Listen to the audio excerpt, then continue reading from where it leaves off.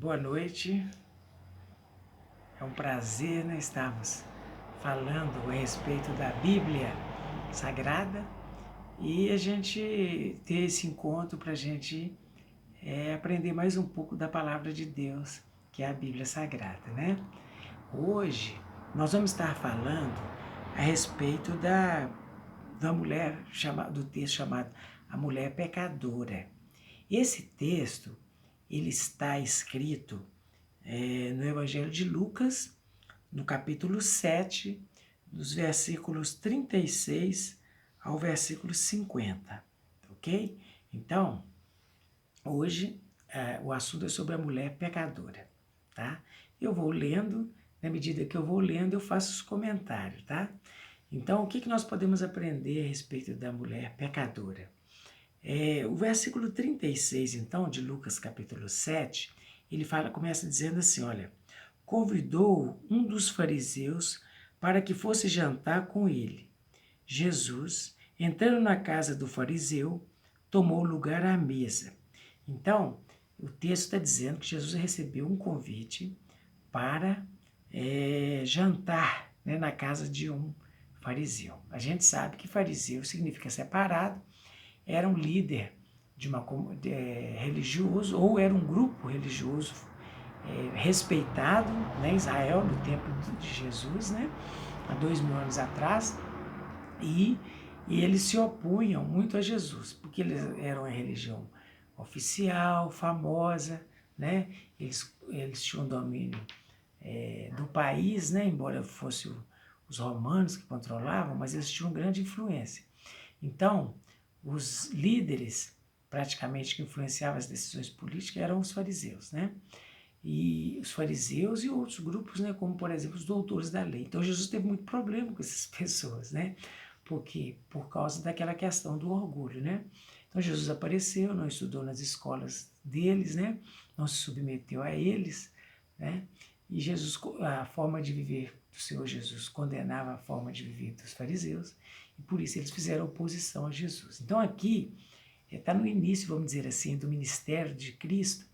A oposição já existia, mas ela não estava tão ferrenha igual a gente vai ver mais para frente, quando eles tentam armar ciladas para pegar Jesus em alguma contradição.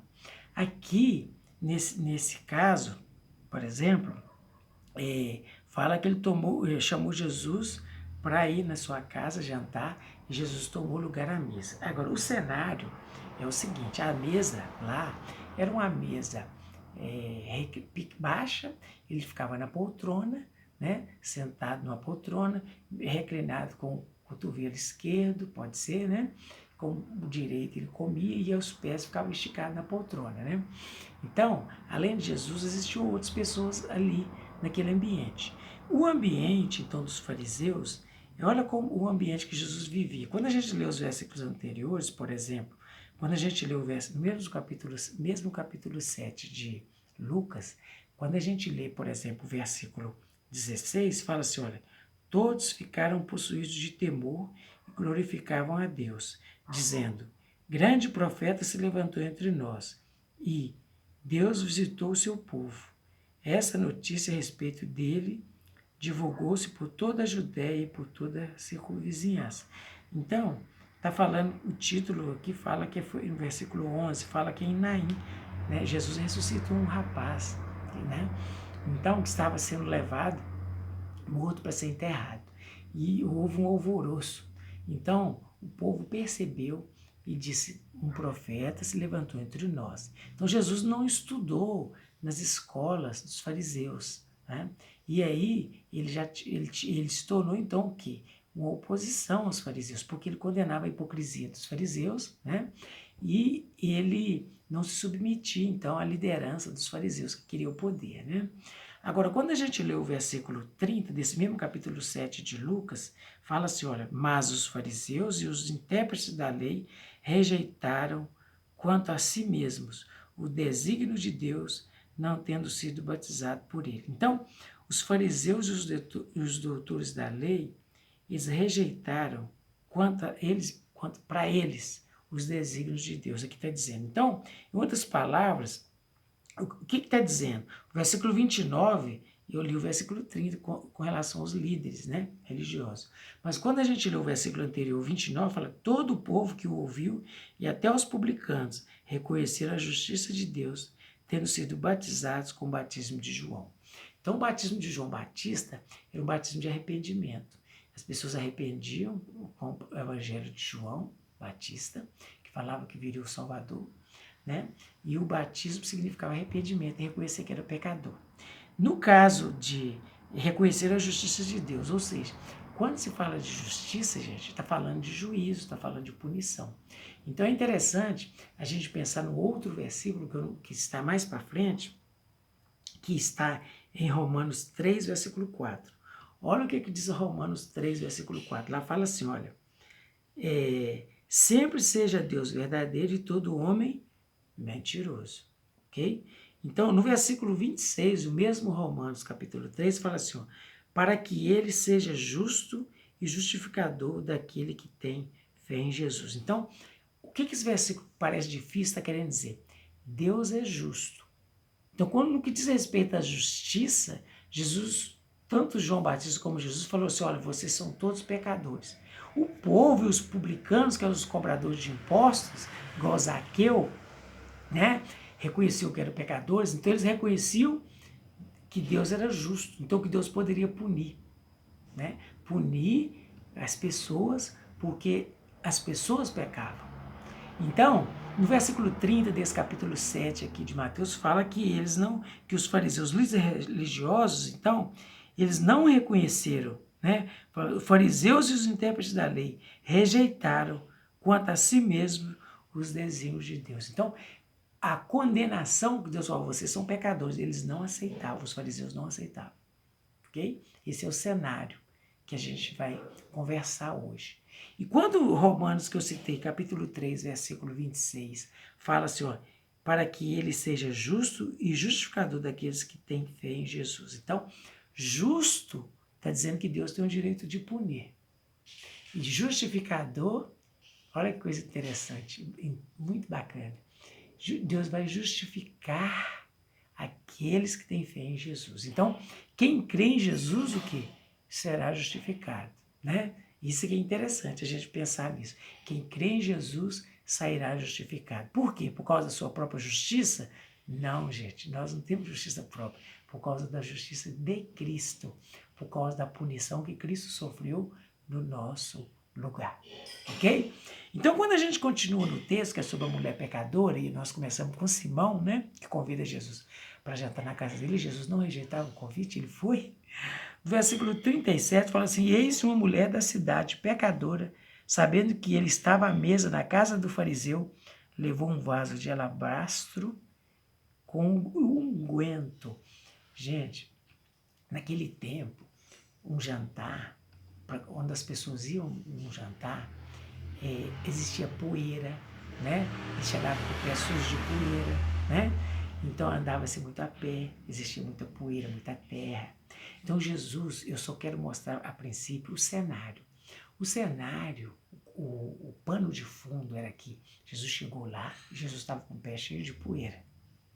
Era comum quando você chegava numa casa, naquele tempo, convidado, e aquela pessoa que te convidava estava feliz, o servo dele ou ele mesmo lavava os seus pés com água, levava um vasilhame e lavava seus pés. Uma atitude de amizade, de respeito, de amor. Então, esse é um ponto. Outro ponto que acontecia muito naquele tempo é que a pessoa que era o seu convidado, você recebia ele com um beijo na testa. Sinal de respeito, de amizade, de apreço, de consideração. Então dava-se um beijo na testa. Outro segundo sinal. E o terceiro sinal que acontecia quando você recebia um hóspede, uma pessoa querida na sua casa, uma pessoa com alegria, era ungir a cabeça dele, passar óleo. Então, lavava-se os pés, um beijo na testa e passava-se óleo na testa. Uma unção, né? Aprovação, alegria, o óleo fala de alegria. Então, esse era o cenário. Então, Esse era o cenário comum, né? Agora, quando você continua lendo, aí você chega agora, que a mulher pecadora, sabendo que ele estava à mesa na casa do fariseu, levou um vaso de alabastro com unguento. Era um vaso precioso com um perfume caríssimo, que valia mais ou menos 1 ano de trabalho. Era um vaso que para você usar você tinha que quebrar, né? Era um perfume que cheirava muito. Então essa mulher está falando que era uma mulher pecadora. Provavelmente uma prostituta, uma mulher que era ex-prostituta. Tá? Eu vou falar ex, tá? E aí, mas ela tinha fama na cidade de ser provavelmente prostituta na cidade, que provavelmente, que não fala, mas era Naim, provavelmente, tá? Então fala no versículo 38, e estando por detrás aos seus pés, chorando, regava-os com suas lágrimas e os enxugava com os próprios cabelos e beijava-lhe os pés e os ungia com unguento. Então ela beijava os pés de Jesus, que estava esticado, Jesus permitiu, ela chorava, chorando, caía lágrimas nos pés de Jesus, ela secava com os cabelos e ela passou um perfume precioso, perfumava os pés de Jesus. Isso que era o cenário. Então, o texto ainda continua dizendo assim, ao ver isso o fariseu que o convidara disse consigo mesmo, se este fora profeta, bem saberia qual é a mulher que lhe tocou, porque ela é uma mulher pecadora. Então ele estava testando Jesus e ele estava pensando, se ele fosse um profeta, ele ia saber que essa mulher não é de boa índole. Mas aí a gente fica pensando, primeiro, Jesus foi, por exemplo, Zaqueu, que era um homem rico, quando Jesus falou que ia pousar na casa dele, ele era um homem pecador, cobrador de imposto, e falava o seguinte, ele recebeu Jesus na casa dele, isso fala em Lucas 19, versículos 5 e 6, com alegria. E ele mudou o pensamento, ele ouviu Jesus e falou que ele ia restituir aquelas pessoas que tinham defraudado 4 vezes mais. Então, é um outro cenário, né? É um outro cenário. Então, aqui é um cenário diferente. Aqui a gente vê que o que acontece aqui nesse cenário. Aqui a gente vê, então, que ela fez essa coisa. E ele falou assim, olha, se ele percebesse, o fariseu, que ela é uma mulher pecadora, né? Ele, né? Olha bem o que diz o versículo 39. O fariseu disse consigo mesmo, se este fosse profeta, bem saberia quem e qual é a mulher que lhe tocou, porque ela é uma mulher pecadora. Então, o texto continua dizendo o seguinte, dirigiu-se Jesus ao fariseu e lhe disse, Simão, uma coisa tenho a dizer-te. Ele respondeu, dize-a, mestre. Jesus falou com ele assim, olha, certo credor tinha 2 devedores, um lhe devia 500 denários e o outro 50. Não tendo nenhum dos 2 com que pagar, perdoou-lhe a ambos. Qual deles, portanto, amará mais? Respondeu-lhe Simão. Suponho que aquele é quem mais perdoou. Replicou-lhe, julgaste bem. Quer dizer que Jesus respondeu assim, você julgou bem. Né? Julgaste bem. E voltando-se para a mulher, disse a Simão, olha, vês esta mulher? Entrei em sua casa e não me deste água para os pés. Né? Esta, porém, regou meus pés com lágrimas. Veja como é que é a recepção. Né? Aquela mulher se dirigiu à casa dele, o jantar ele era numa varanda, um lugar aberto, era comum. Né? Tinha várias pessoas ali. Aquela mulher não era bem-vinda ali, a mulher pecadora, provavelmente ela não foi convidada. Né?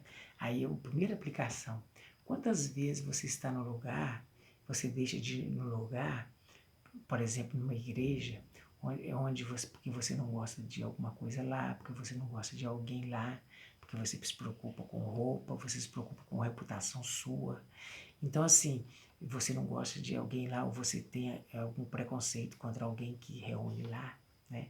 Então, você vai deixar de reunir, né?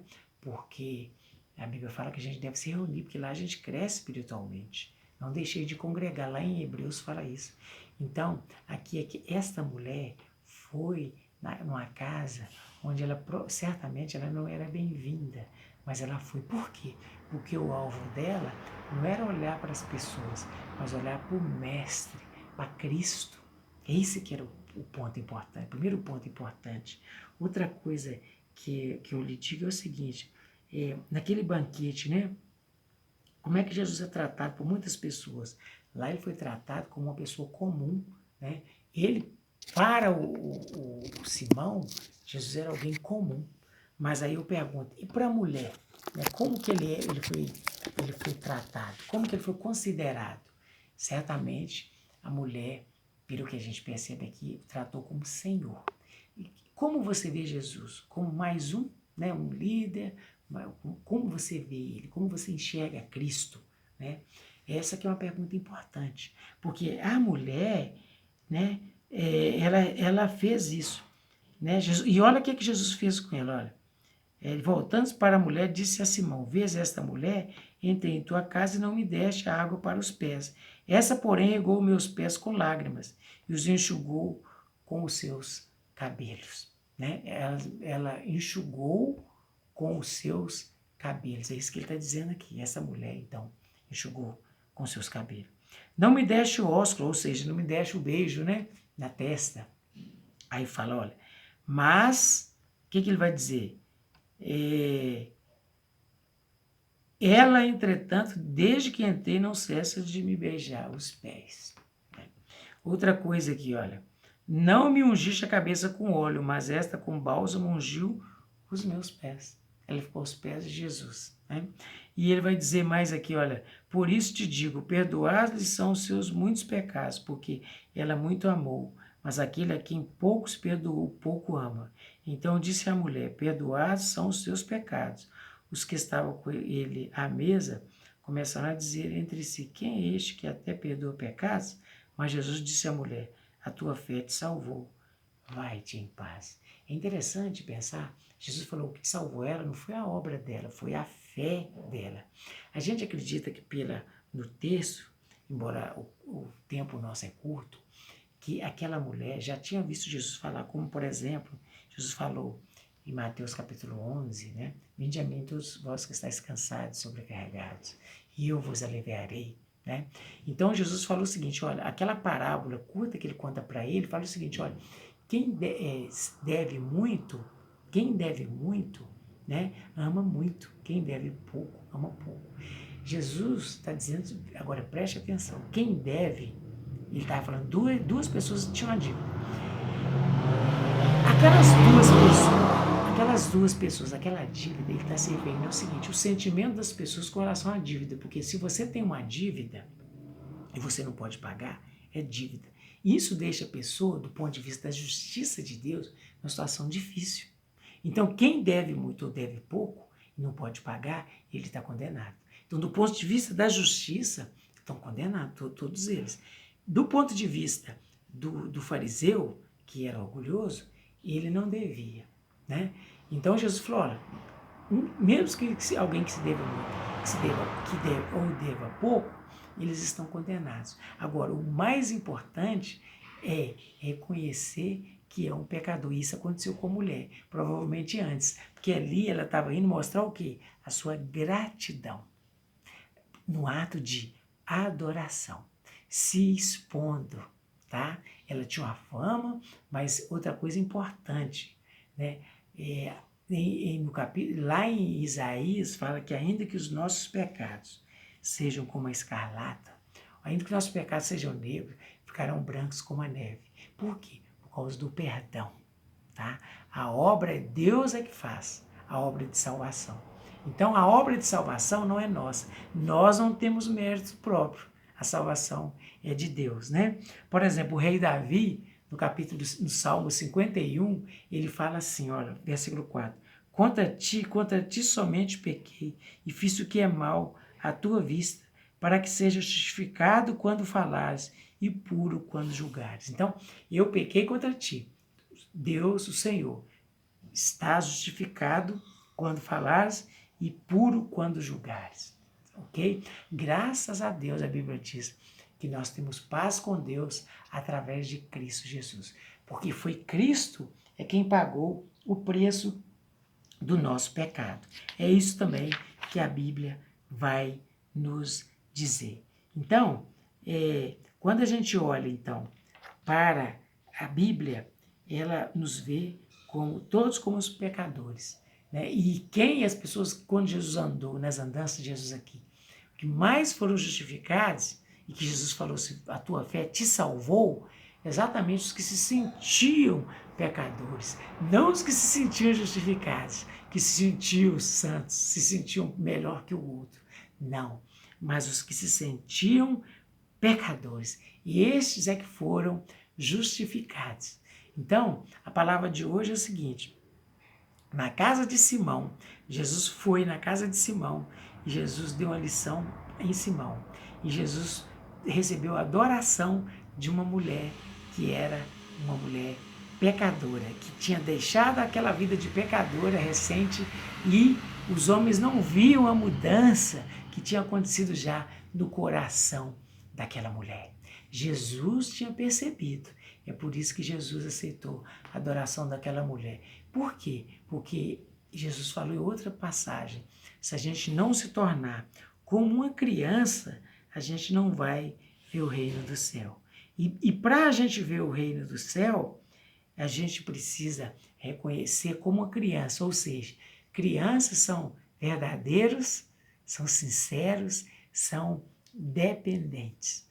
Então, Jesus quer que nós sejamos, com relação a Ele, como criança, ou seja, sinceros, verdadeiros e dependentes. Ou seja, demonstrar que somos verdadeiramente pecadores e nós não podemos fazer nada sem o Senhor Jesus na nossa vida. João capítulo 15, versículo 5, ele fala: sem mim nada podeis fazer.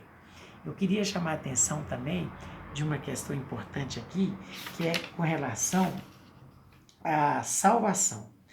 Aqui ele falou: vai-te em paz, a tua fé te salvou. E no finalzinho. Então, com relação à salvação, na Bíblia tem 3 tipos de salvação. Uma salvação é os 3 P's que a gente fala. A salvação da penalidade do pecado. Eu não vou apresentar os versículos porque não é o assunto, mas a Bíblia fala aqui: justificados, pois, com Deus, justificados, né? Com Deus, tendo fé em Jesus, nós somos justificados. Ou seja, Jesus, ele pagou o preço do nosso pecado lá no passado, quando ele morreu, antes de nós nascermos. Então, antes de nós nascermos, até antes de Jesus vir, aquelas pessoas que matavam o cordeiro no Antigo Testamento, estavam mostrando fé em Cristo que morreria pelos pecados deles. Então, essa atitude de Jesus morrendo pelos nossos pecados, na justificação pelos nossos pecados, nos faz com que nós sejamos salvos da penalidade do pecado, ou seja, porque nós cremos, nós precisamos crer, né? No Evangelho, Jesus rejeitou o tempo todo a atitude das pessoas de soberba e de falta de fé nele como Senhor e Salvador. Jesus falou: eu sou o Senhor, eu sou o Deus encarnado, eu vim a esse mundo morrer pelos seus pecados, né, da humanidade. E Jesus tinha um problema com os fariseus e tinha problemas com os homens da lei, porque eles não o reconheciam como o Messias que haveria de vir morrer pelos nossos pecados, igual está escrito no Salmo 22, você pode ler, igual está escrito em Isaías 53, né, que ele viria morrer pelos nossos pecados. Então, salvação da penalidade do pecado. E também é a primeira penalidade, né? E depois, quando a gente crê em Jesus, Efésios 1, 13 e 14 fala que a gente é selado com o Espírito Santo. Então aí a gente é salvo, a gente recebe essa salvação, esse selo, a salvação do poder do pecado. Então a gente passa a orar e ler a Bíblia todos os dias, aí o poder do pecado não vai dominar a gente mais, a gente vai ter controle, a gente vai poder ver a santificação, uma espécie de separação que a gente fala. Se a gente pecar, a gente tem um advogado que é Jesus, mas a gente não vai viver fazendo as coisas que a gente fazia antes. A gente não vai ter prazer nelas mais. Então, chama salvação do poder do pecado. É só o Espírito de Deus que vem sobre nós. Efésios 2, 8, 9, Efésios 1, 13 e 14, que nos garante essa salvação do poder do pecado. E o último P é a salvação da presença do pecado. O pecado ainda ele nos suja os nossos pés, né? Ele nos suja, a gente está salvo, selado, mas ele suja os nossos pés de poeira. Por quê? Porque a gente está nesse mundo, né? A poeirinha, né? Jesus, quando Pedro falou, Senhor, lava-nos inteiros, falou, não, vocês já estão limpos, só os pés. Então, a salvação futura tem no capítulo 13 é mencionar, esse capítulo 13, versículo 11 de Romanos, a salvação da presença do pecado vai ser no futuro, quando Jesus vier buscar a sua igreja, conforme 1 Tessalonicenses capítulo 4, versículo 13 a 17, ou quando a gente morre. Aí a gente não tem mais a presença do pecado na nossa frente, né, na nossa vida. Então, é os 3 P's. Então, essa é a salvação do pecado. Então, nós ainda, cristãos, estamos na presença do pecado, mas com Jesus, um dia nós estaremos salvos, completaremos 3P, inclusive da presença do pecado. Que Deus te abençoe, te dê a paz, te dê uma boa noite, tá? E que você fique com Jesus. Amém. Que ele esteja com Jesus durante toda a noite. Amém.